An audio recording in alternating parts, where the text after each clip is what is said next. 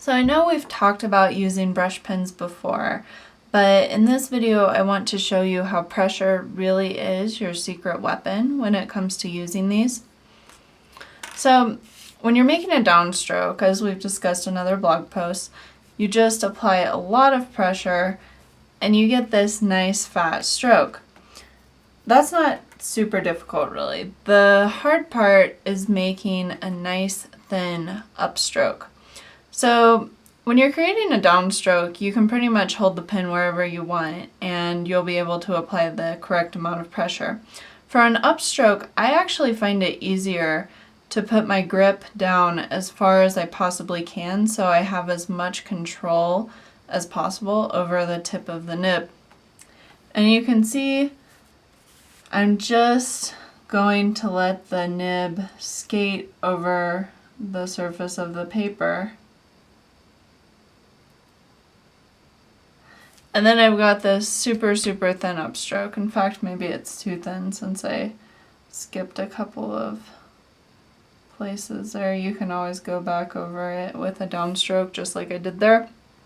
Okay, so then you can see if I put my grip back up here, it's a little bit harder to get a thin upstroke because more of the nib of the brush pen is actually on the paper.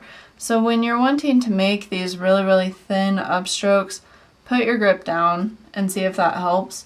You can also make downstrokes from this grip as well. So this is just a good place to hold the pen.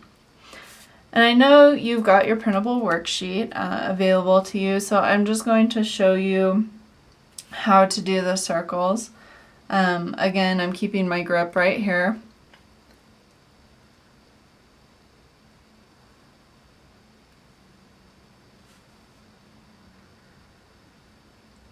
And you can change your grip as needed to achieve upstrokes. Now I want to point out if you get tired, if you need to take a break because something else needs your attention, some place like this is a really good stopping point.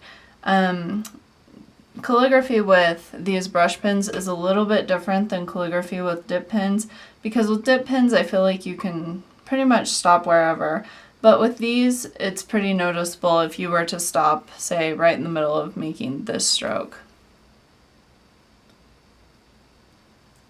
And one thing I do too is I hold the brush pen nib pretty much, I would say, at a 20-degree angle, so it's almost upright, and that really helps me with the nice thin upstrokes.